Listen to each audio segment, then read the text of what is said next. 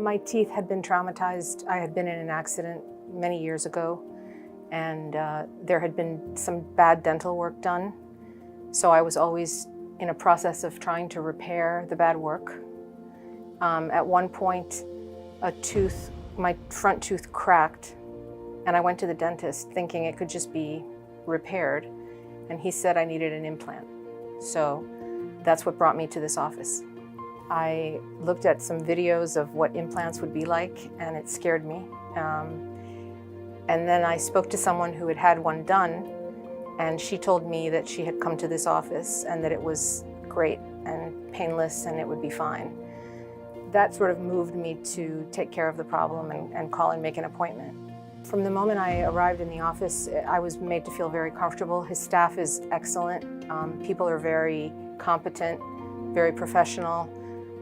It was an educational experience. He really explained absolutely every part of the process. He took away all my fears because I had seen videos of surgery and stitches and gums being sliced open, and that's not what happened with me. He also assured me that it would be a one-day procedure, other than the waiting period for the final tooth. And the truth is that it was painless. I was very happy with everything. He has a good team of people around him, from the people who take your x-rays, to the people who say hello to you at the door, to the people who bill you. Everything was just very well done. This is the tooth that was damaged, and this is the final crown that was put on. It's made out of porcelain. The implant is actually fairly deep into your gum, and so it grafts onto your own bone. So it's about as good as it gets in terms of the strength of a natural tooth. And it's very difficult to tell that something like this happened because it looks so natural and it feels strong and normal. The initial part of the procedure was to do some imaging work, and that imaging work would allow him to know exactly where the implant should go. The second part of it was the removal of the original tooth so that the implant could be placed there. I thought that would be a much more aggressive procedure than it was.